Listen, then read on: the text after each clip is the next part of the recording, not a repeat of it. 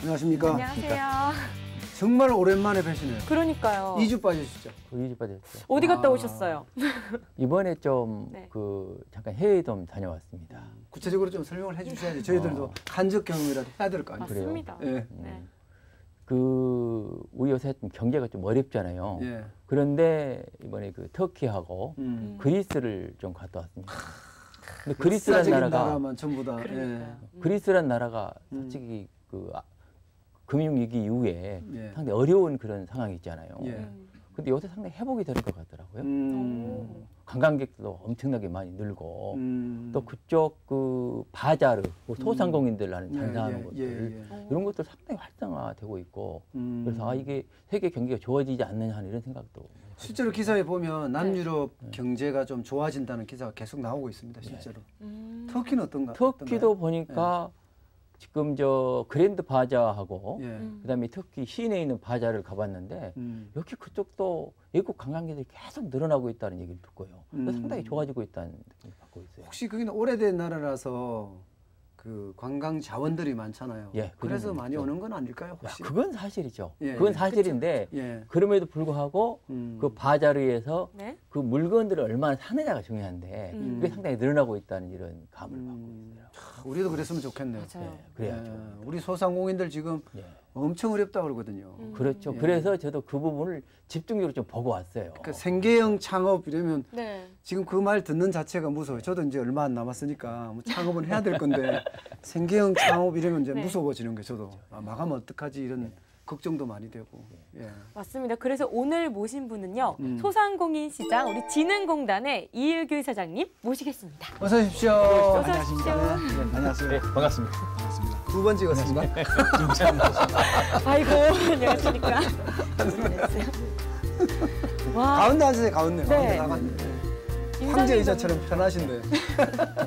이렇게 불러주셔서 감사합니다. 감사합니다. 와, 요새 근황이 어떠세요, 이사장님? 요즘 저는 이제 현장을 주로 다니죠. 주로 이제 소상공인의 문제가 현장에 있다고 봐서 얼마 전에 성수동 다녀오셨죠? 어저께 갔습니다. 어저께. 맞아요, 어저께. 어제 성수동에 거기 재화 단지가 있어요. 수재화 단지라 그러는데 손으로 만드는 구두 공장들 한 500개 정도가 모여 있어요. 거기 가서 좀 현장 보고 거기 관여하시는 분들하고 좀 이렇게 토의 좀 하고. 어떻던가요? 그러니까 이제 거기가 작업 환경이 좀 열악하고 이제 전부 다 가지고 있는 자기네들의 기술은 좋은데 그 우리가 뭐 이태리산 하잖아요. 실제로 품질이나 기술이 그거보다 나은데 또 가격도 그래서 싸게 팔고.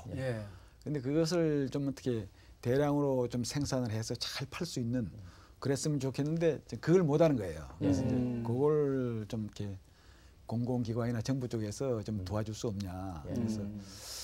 그래서 개별 공장들은 500개나 되니까 다 도와드리기가 그렇고 공동으로 뭐 할 수 있는 것을 좀 도와드릴 길이 없냐. 예를 들면 공동 작업장, 뭐 공동 판매장, 창고 이런 거.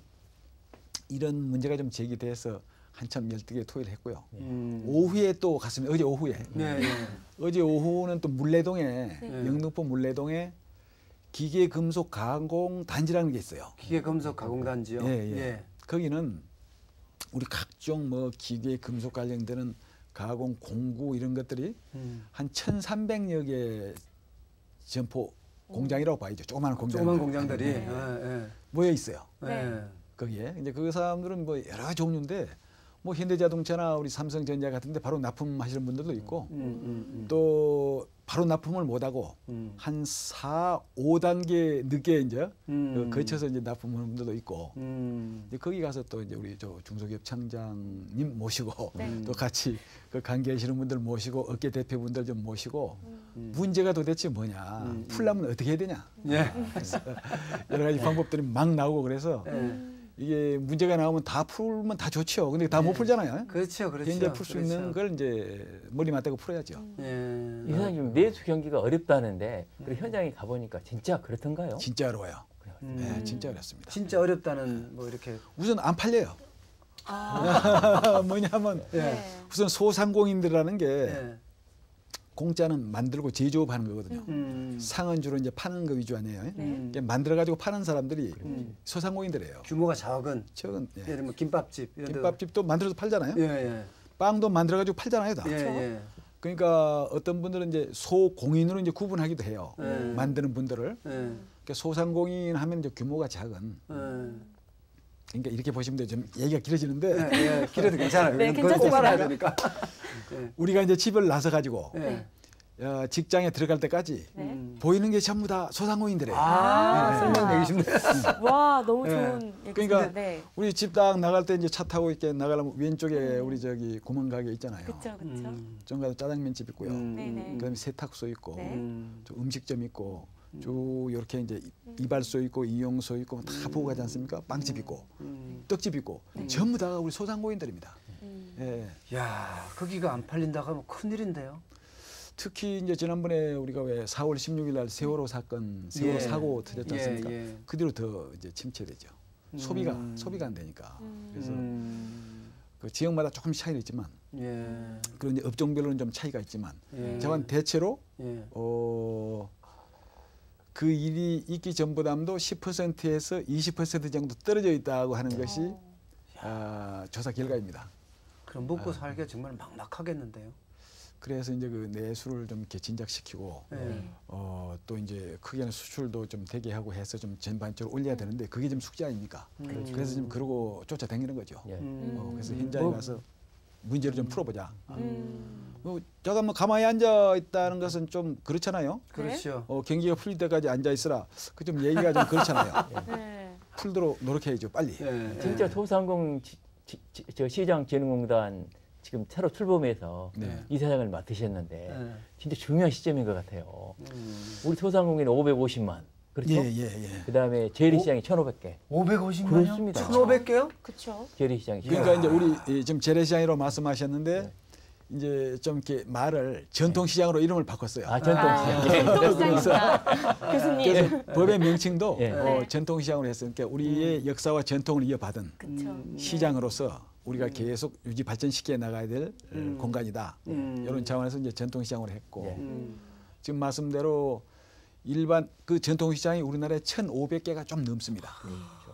남대문시장, 동대문시장 다 포함해서 뭐 대전의 중앙시장, 청주의 육거리시장, 저기 왜 부산에 가시면 자갈치시장 막 이렇게 있잖아요. 제주도 가면 막 동문시장, 전부 다 포함한 것들이 1,500개를 조금 넘어요. 아니, 전국을 다 깨고 계시네요. 지금 말씀하시는 게 지금 전국을 다 깨고 계시는 거예요. 저보다는 지금 대통령님이 훨씬 더 많이 되셔가지고 훨씬 더 많이 하십니다. 근데 그들 그 전통시장 괜찮아요? 거기도 계속 침체예요? 마찬가지 아까 똑같죠. 전통시장이 바로 그 저기 바로 서민 경제의 근간인데다가 바로 그 서민 민생 경제 바로 최일선이잖아요. 거기서 나타나는 게 지금 민생 경제의 바로미터예요. 그게 있고 그다음에 이제 일반 소상공인들을 아까 우리 나 교수님께서 550만이라고 했잖아요.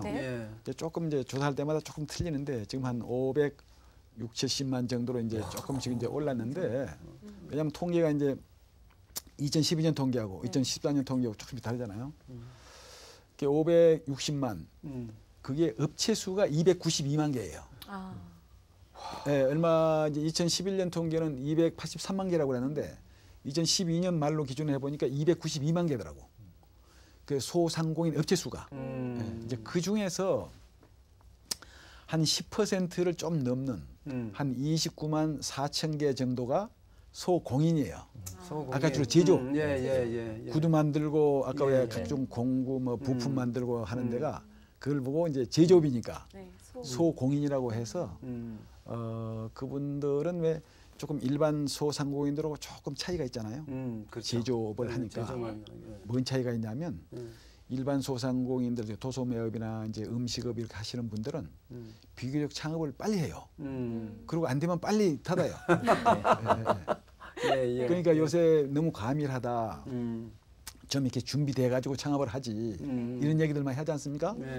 근데 조금 그게 소홀한 게 지금 말씀드린 그런 쪽이에요. 음식업이라든지 소매업이라든지 일반 소상공인들. 그럼에 비해 가지고 소공인들은 소상공인인데 그 중에 제조업을 따가지고 소공인 그 일부라고 보시면 돼요. 그게 한 10% 된다는 거 아니에요. 그 사람들은 이제 어제 제가 말씀드린 성동구에 있는 수제화 단지, 그다음에 물레동에 있는 기계금속 가공 단지, 그분들이 소공인에 속하는 거죠.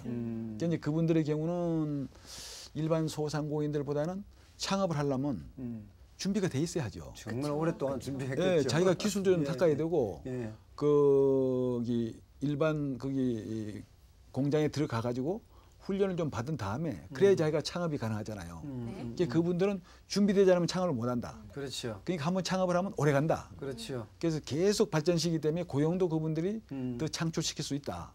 이제 그런 면이 있어요. 그러니까 그분들은 아까 우리가 얘기하는 금방 창업해가지고 안 되면 그냥 문 닫아버리고 그게 아니라고요. 그게 상당히 오래가는 분들이고 준비된 창업을 하는 분들이고 그래서 그분들은 좀 이렇게 도와서 특별히 좀 잘 되게 해드려야 되지 않느냐.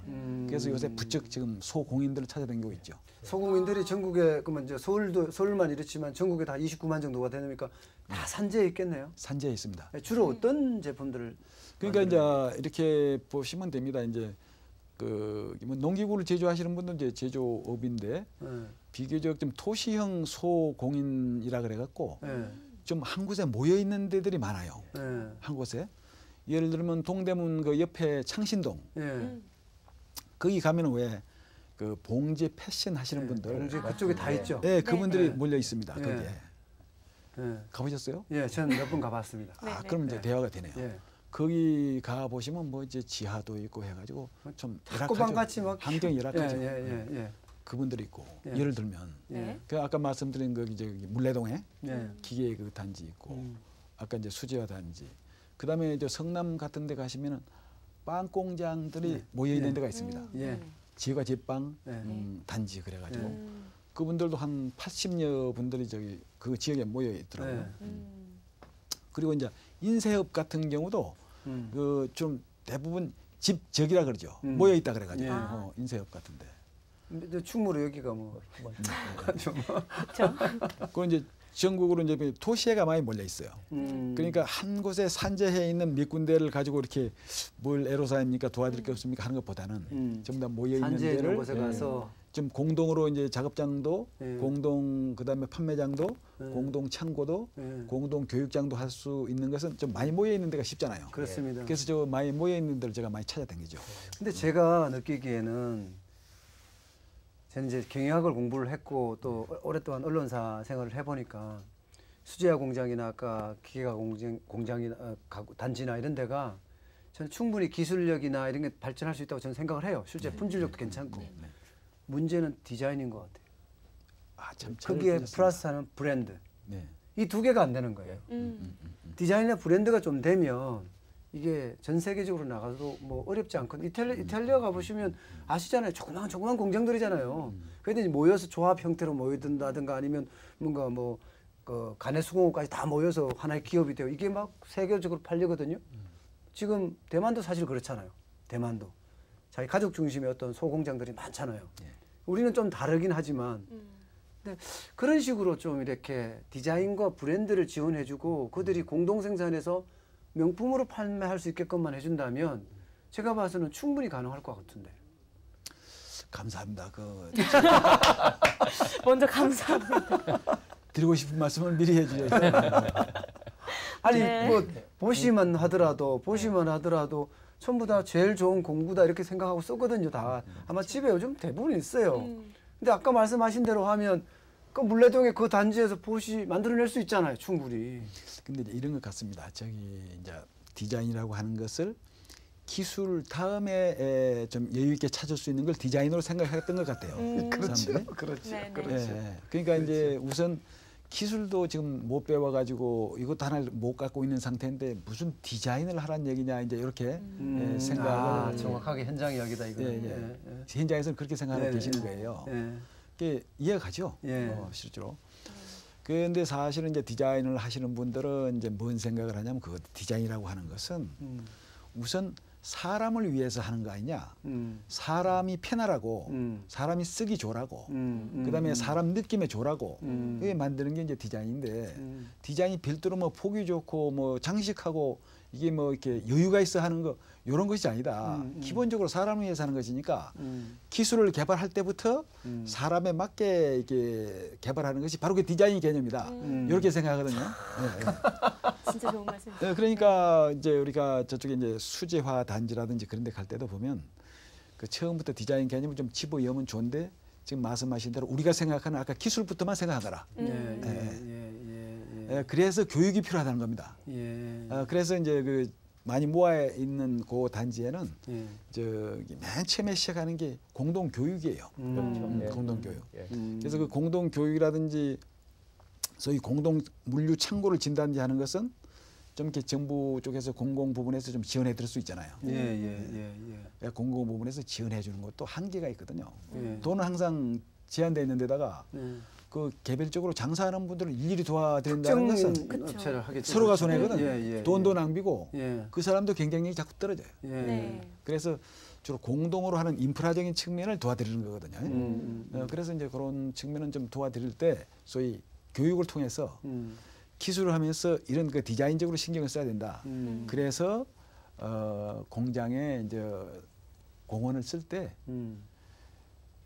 디자이너를 처음부터 쓰면 좋겠지만 좀 디자인 마인드를 가진 기술 여러 걸 좀 개발을 처음부터 했으면 좋을 것이다 라고 해가지고 이제 교육을 시킵니다. 디자이너들도 와서 교육을 시키고 디자인과 기술을 합해가지고 공부를 한 디자인 경영을 전공한 그런 사람들도 와서 이제 강의를 하고 해서 처음에 공장 구두 만들 때부터 디자인 개념을 집어넣으십시오. 디자이너를 별도로 못 쓰시면은 디자인을 전공으로 해가지고 디자인만 전문적으로 해가지고 벌어먹고 사는 디자인 전문의사들이 옆에 수두룩하게 많습니다. 우리나라에 3,000개 넘게 등록이 돼 있거든요. 바로 그 성수동 공장 옆에 디자이너들이 있어요. 디자인 회사들이. 바로 연결시키면 됩니다. 조금씩 상담하십시오. 이게 이제 알려드리는 거죠. 그러면 이제 처음부터 만들 때부터 생산 단계부터 디자인 개념을 집어넣는 거예요. 근데 제가 이렇게 느끼기엔 그런 건 있는 것 같아요.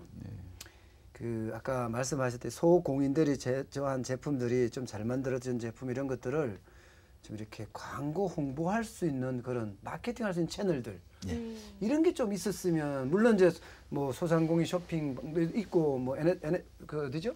저 중소기업 진흥공단 중소기업 협회 중소기업 협회에서 하는 홈쇼핑도 있지만 소공인한테까지 내려오기가 이게 만만치 않습니다. 그렇습니다. 중소기업에서 이미 끝나지 여기까지 안 옵니다. 소공인들이 만든 제품들이 사실 좋은 제품들이 많거든요. 제가 생각해도요. 이제 그런 쪽을 중심으로 할 수 있는 그런 광고나 마케팅 채널도 좀 개발하는 것도 방법 중에 하나인 것 같네요. 지금까지 사실은 이제 수많은 수단을 통해서 홍보를 하려고 이제 노력을 해 왔었죠.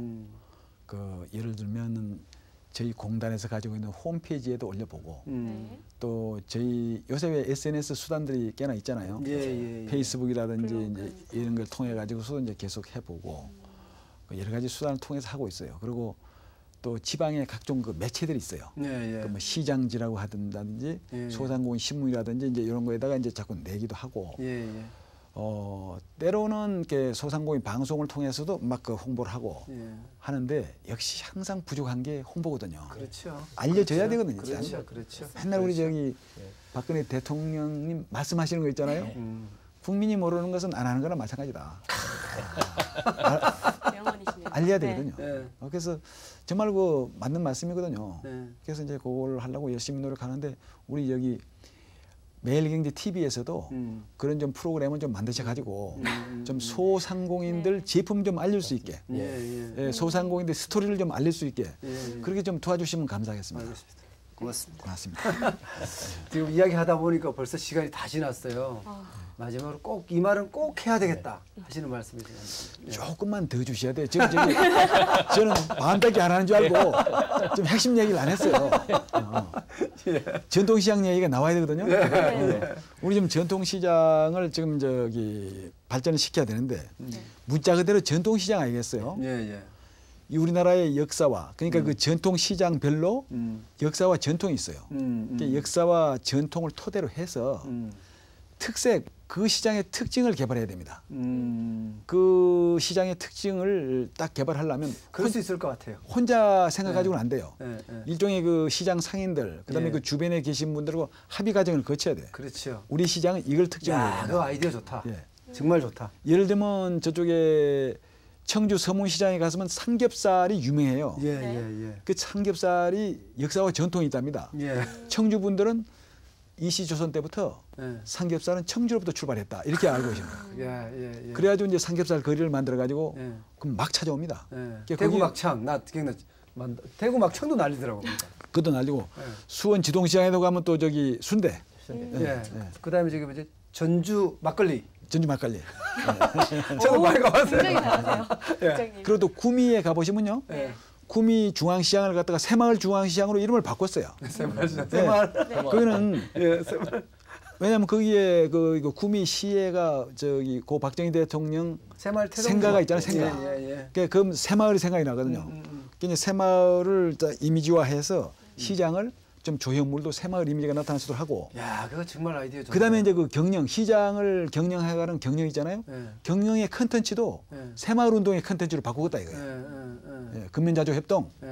그다음에 그 새마을 리더 이런 걸 쭉 바꾸는 거예요. 그래서 얘기가 되잖아요. 누가 구미시에서 새마을 시장을 하겠다는데 반대할 사람이 누가 있습니까? 좋거든요. 그 특징을 이제 살려서 거기에 맞게 이제 전통도 전통이지만 시설이나 경영은 현대화 선진화 시켜야 될 거 아니겠습니까? 그러니까 IT와 아까 말씀하신 디자인 이걸 융합을 시키는 거라. 융합된 것을 그 시장에 접목을 시켜서 발전시켜 가면 우리나라 사람들은 물론이고 세계 어디에다가 내놔도 손색이 없고 또 여러 나라에 알려져 가지고 그 시장 구경으로 오게 돼 있다 이 말이에요. 그러니까 지금같이 이렇게 차별화를 시키면 관광과 판매가 동시에 일어날 수가 있잖아요. 그렇습니다. 그래서 이제 그렇게 이제 특징을 개발해주고 특징에 맞게 ICT와 디자인을 융합을 해서 접목을 시켜서 세계에 많은 사람들이 와서 찾을 수 있도록 그렇게 우리나라 전통시장 1,500여 개를 하나하나 해나가면 좋지 않겠습니까? 그래서 우선 한꺼번에 다 못 올 테니까 우선 모델 시장이라도 만들어서 좀 다른 사람들이 보고 배울 수 있도록 그렇게 단계적으로 해나가려고 그러고요. 전통시장 그렇게 하고자 합니다. 그리고 우리 지금 이제 소상공인들 하는데 아까 말씀하셨던 대로 560만의 소상공인들 그다음에 1,500여 개의 전통시장 이걸 잘 살려나가야 우리 민생경제의 근간 이게 튼튼하게 돼가지고 우리 경제를 뒷받침해 주는 거 아니겠습니까? 이걸 하려면 뭐냐면 서로 도와야 돼요.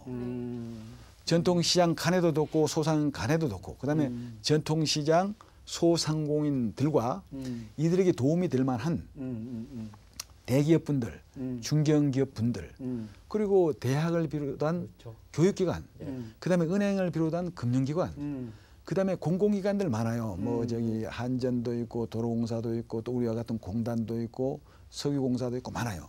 그런 공기관 여기하고 또 시, 도, 중소기업청과 같은 행정기관 이런 분들이 전부 다 그들에게 도움이 될 만한 분들이거든요. 근데 그분들하고 서로 엮어서 서로 돕게 해야 돼요. 그래서 서로 도우면서 함께 성장하자. 이게 바로 우리 국가 경쟁력 키우는 길 아닙니까? 저는 이거 말씀드리고 싶습니다. 감사합니다. 하여튼 너무너무 고맙고요. 한 번 더 모실게요. 제가 왜냐하면 이야기를 너무 잘하시고 시간이 너무 짧았으니까 저희들이 생방송에 한 번 더 모시겠습니다. 약속해 주십시오. 감사합니다. 고맙습니다. 감사합니다. 고맙습니다. 고맙습니다.